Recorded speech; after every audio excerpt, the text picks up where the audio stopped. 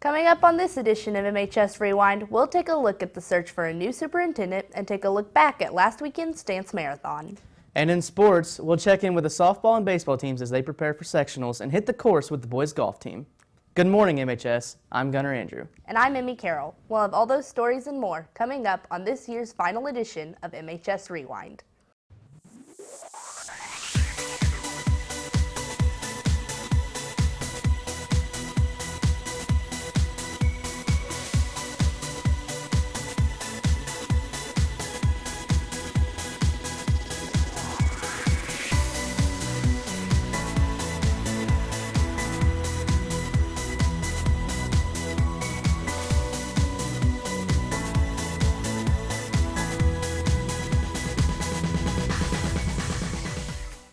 Congratulations to the academic decathlon team and their coach, Chris Sturgeon. The team captured third place in the Division II Nationals last weekend in Minneapolis.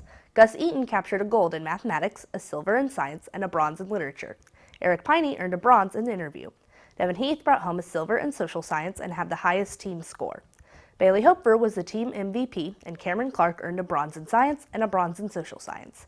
The team also finished third overall in Super Quiz. The search for the new superintendent is on, and Style Meckling has more on what teachers and the school board are wanting from the district's next leader. The Friday before spring break, teachers found out Dr. Michelle Moore would be stepping down as superintendent of the MSD of Martinsville at the end of June. I'm kind of bummed. I feel like there were some good things going on. I think anytime you trade over a big administrative position, like a superintendent or an assistant superintendent, it's a little bit scary because change is scary. Shannon Adams is the president of the Martinsville Classroom Teachers Association. I hope that the new person that we bring in is collaborative and easily accessible and wants to, help answer questions and resolve conflicts in a timely manner, which is what she did when I worked with her. Brad Perry is the publications advisor at MHS. And I've always felt supported with the media department and what we do with Yearbook, the news magazine, and Breaking Blue, our website. He says he hopes the new superintendent has an open ear like Dr. Moore. Someone who embraces technology, as someone who's big on technology, it's something that I appreciate. Someone who is pro First Amendment rights for students. Being a publications advisor, that's something that I hold near and dear to my heart. The school board will ultimately make the decision for who becomes the new leader of the district, and they partnered with the university placement team to facilitate the search. I think when you look for someone to lead our schools, we look for someone who is passionate about education. Debbie Lips is the president of the school board and a former principal at Centerton Elementary. Having been an elementary principal, you see a lot of things as far as how to lead a small building, but leading a big corporation like this, there's budget. You have to have somebody that's very knowledgeable about budget. You have to have someone that's very knowledgeable about curriculum, and someone that's knowledgeable about people too, and students, and what will be best for them. Anytime you change administration, there will be new initiatives that person helps bring forward. And so what your hope is that the things that are working really well, you just keep doing those things that are working really well, and the things that need to be improved upon, you just work on making those things better. Dr. Moore's done a great job leading us into new endeavors and getting us financially stable and things like that. But I think someone new will take us in a new direction maybe and build on what we already had. The board hopes to have a new superintendent in place by July 1st. For MHS Rewind, I'm Style Meckler. The board is also searching for a new assistant superintendent.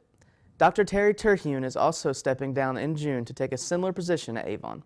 The school board has a lot on their table right now. They're also starting the long process of building a field house at MHS. Carson Hacker gets more information. Plans are in place to start construction on a new field house at MHS in 2021. The board has already allocated the money, $12 million, and hired an architect. Now they just need to figure out where they're going to put it.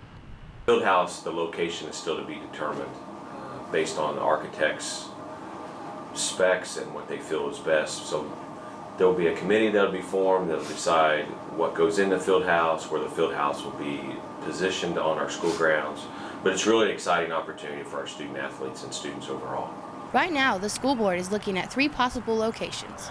next to the auxiliary gym, a standalone structure in the parking lot, and on the south side of the high school next to the auditorium and music rooms. Well, I think it's just a necessary need in terms of competitiveness for our school, as well as we've really outgrown our walls over the last 20 to 30 years. The number of sports have grown, the number of activities in the summer, spring, out of season have grown. So we're just really trying to keep up with the times and try to move forward with where our athletes and students need to be. I think there's a need. You know, when you look at students and all of the things they have going on, and we want our students here at Martinsville to have access to everything wonderful.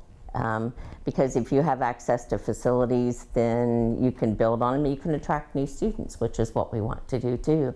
And I just think it's a need. You know, our high school is wonderful, but it's aging, and I think we need to add some things to it that will benefit the kids. It's all about the kids, is what it is. The Fieldhouse would have 3 or 4 basketball courts, and Staggs hopes to increase the practice opportunities for track by having a pole vault pit, a high jump pit, a long jump pit, and a 3 or 4 lane track in the Fieldhouse. He would also like to see it have batting cages for softball and baseball, wrestling mats from the ceiling, and standers in the Fieldhouse floor for tennis and volleyball. Staggs would also like to include a few more locker rooms in the Fieldhouse for athletes at MHS. I think the Fieldhouse is going to be exciting for the students here at Martinsville because, you know, the facilities they're going to have will be much larger, much more in number, which is what we need. But I think it's also going to be exciting for the people that in our town because going to have a walking track and things like that that others can use. And it's going to be a facility that's going to have a lot of use, and that's what we need. The final plans for the size of the Fieldhouse, where it will be located, and what will be inside it won't be finalized anytime soon. The construction is not slated to begin until 2021. For MHS Rewind, I'm Carson Hacker.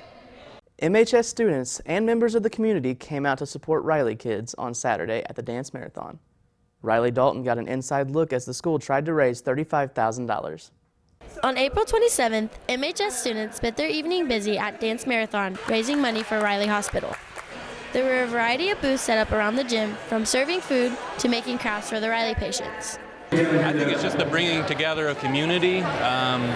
It's inspiring to hear all these personal stories. It's great to get together for a night and just celebrate Riley. This was the 5th year for the Dance Marathon at MHS, and the students and community kept busy with a dodgeball tournament, silent auction, a raffle, lip syncing, and more.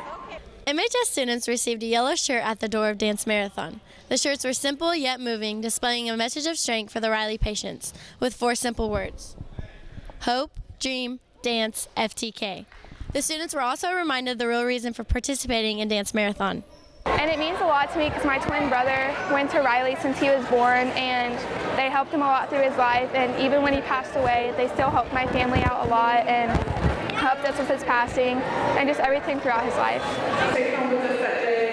My favorite part of Dance Marathon is hearing the Riley stories, hearing how our work touches these families, affects them. To wrap up the night, the Dance Marathon Committee revealed how much they raised for the Riley kids.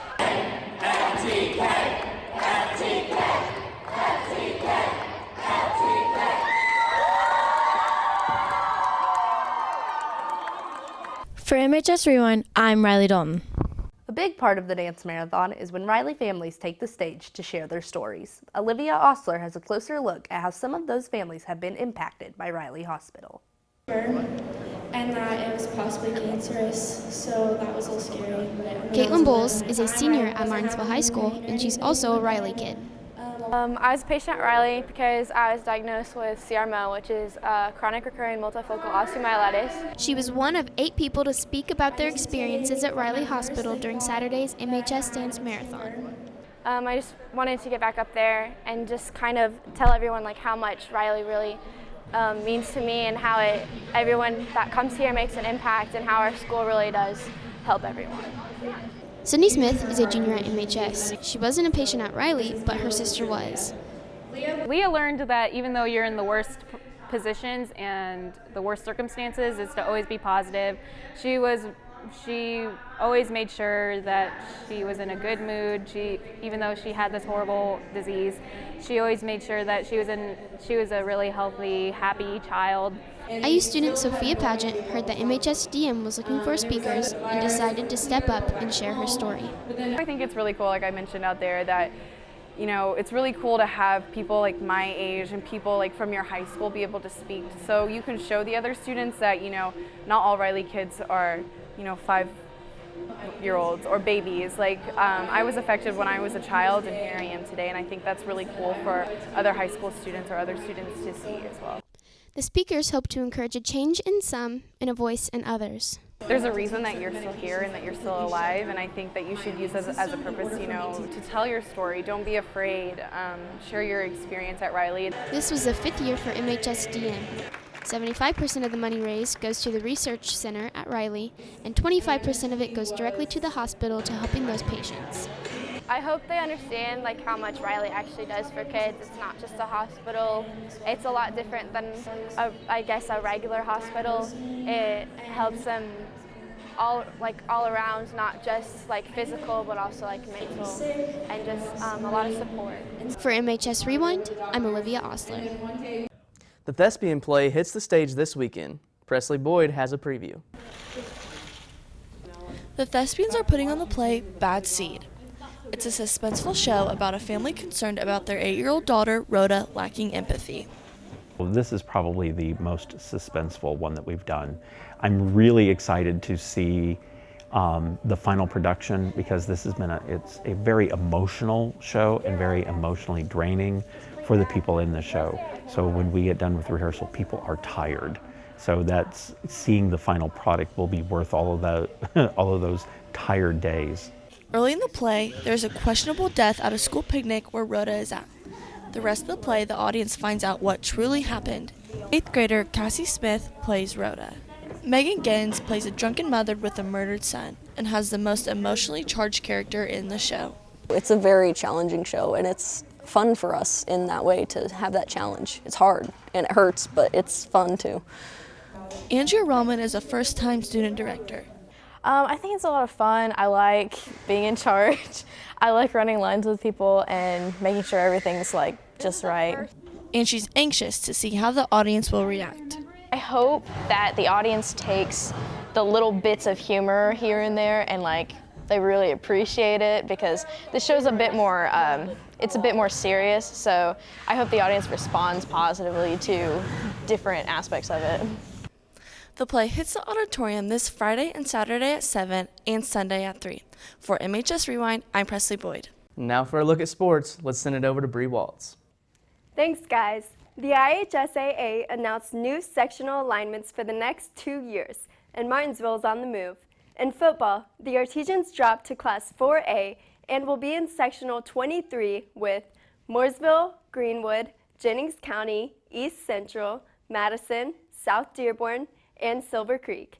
In boys and girls basketball and volleyball, the Artesians moved south and will be in Sectional 14 with Bloomington North, Bloomington South, Columbus East, Columbus North, and East Central. The sectional draw for softball came out on Sunday, and the Artesians will battle Greenwood in the opening round. Sierra Bauman takes a look at how the Artesians are progressing this season under first-year head coach Nick Carver. The Artesian softball team is 13-9 under first-year head coach Nick Carver.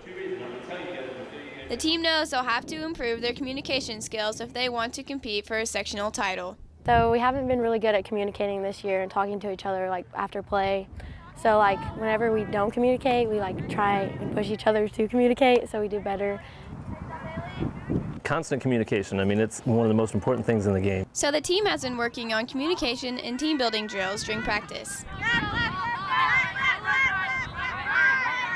He's pushed us to be the best that we can be, and he's very demanding, so in practices we do a lot of fundamental drills, and he always pushes us to communicate more and to play as a team. It's gotten better, but we still have a long way to go.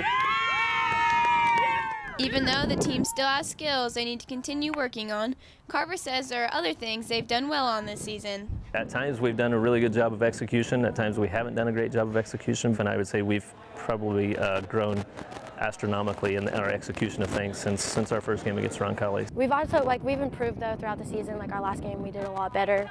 And I think the more we push ourselves and the more he pushes us, like the better we do. And it shows like the improvement throughout the games. The sectional tournament is coming up on May 20th, and the Artesians play Greenwood, a team they've already run-rolled twice this season. We're more focused on tournament time, so we don't want to be the best that we can be right now, but we just want to hit our peak at the end of the season, which is what we're hoping for. You can catch Carver and the Lady Artesians in their next game at Edgewood on May 6th at 5:30. For MHS Rewind, I'm Sierra Bauman. The sectional draw for baseball happens on Sunday. First-year head coach Jeremy Honecker and the rest of the team will be anxious to see who they play and to see if they can continue their strong start to the season. The MHS baseball team started off the season strong. They won 8 of their first 9 games and were ranked 10th in the state. But recently, they've hit a bump in the road. We came out to start the season really hot offensively.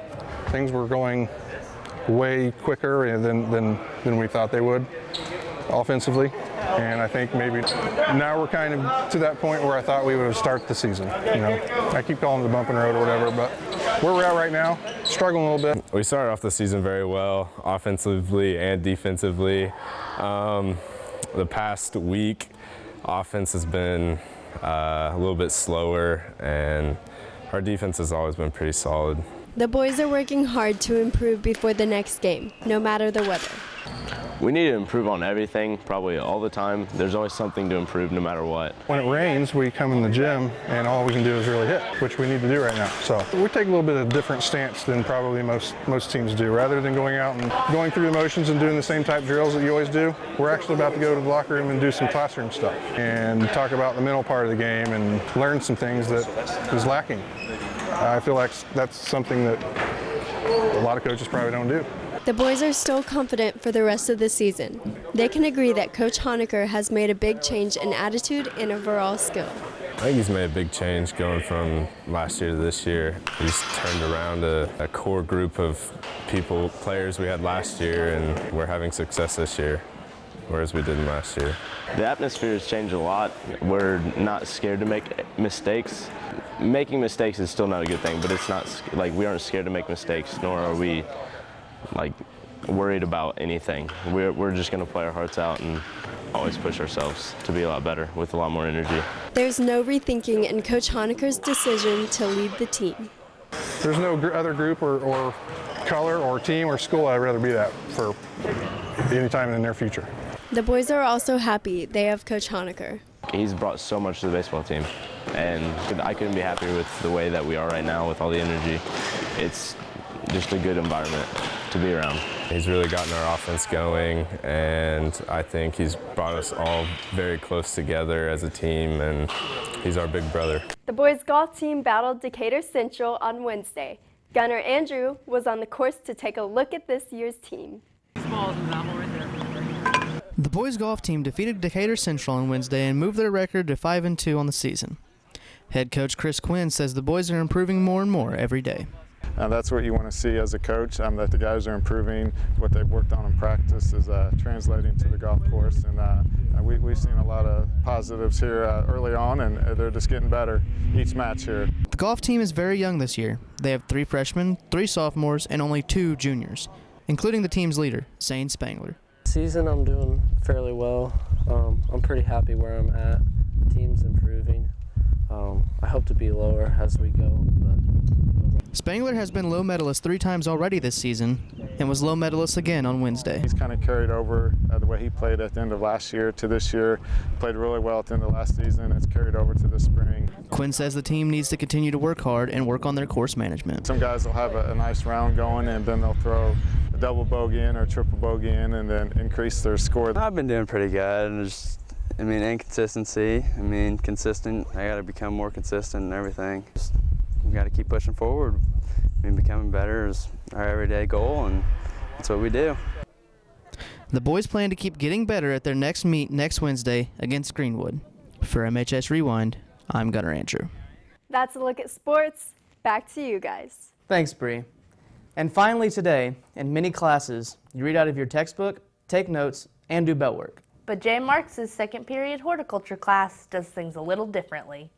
For the last 2 weeks, kids in the MHS Horticulture class have been in the greenhouse, selling plants to raise funds for the program. They sold a variety of plants that they'd planted and grown themselves, starting back in February. We grew everything from hot peppers and sweet peppers to tomatoes and cucumbers, different petunias and flowers. Jay Marks is a horticulture teacher.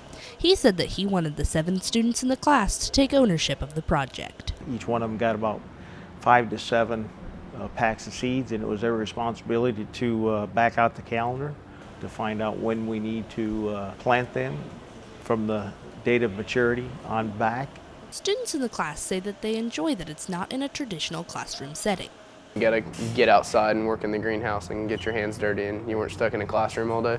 Students also say that they learned important skills that they will use for the rest of their life. You get to learn how to take care of plants, grow your own food, grow your own vegetables, grow your own flowers. It's kind of nice to know that you know where your food's coming from. Marks also said that he wanted the students to learn to be self-sustaining and to use different techniques in order to grow plants better and faster. He also hopes more students will get involved with the program. We can hold about 20 kids per year. If you're not signed up and you're a freshman, get into it. It's something that you'll pick up on, and you can use it for your entire life. The class will continue to sell the plants to the community until they are gone. That wraps it up for our final edition of MHS Rewind for the 2018-2019 school year. For Bree Waltz, Amy Carroll, and the rest of the RTV2 class, I'm Gunnar Andrew. Thanks for watching and have a good day.